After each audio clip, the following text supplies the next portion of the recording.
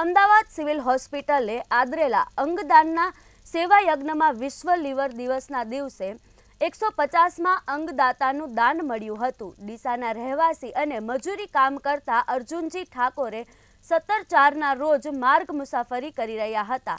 તે દરમિયાન ડીસા પાટણ હાઈવે પર બાઇક સ્લીપ થતાં માથાના ભાગે ગંભીર ઈજાઓ પહોંચી હતી, જેથી તેઓને પ્રાથમિક સારવાર અર્થે પ્રથમ ડીસા સિવિલ હોસ્પિટલમાં દાખલ કર્યા હતા।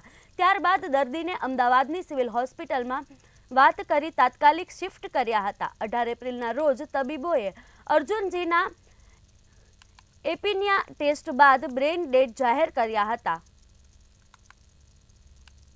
39 વર્ષીય પુરુષ અર્જુનજી ઠાકોર ડીસાના રહેવાસી રોડ ટ્રાફિક એક્સિડન્ટ થતાં બ્રેન્ડેડ થયા અને સાવલિયા ગામના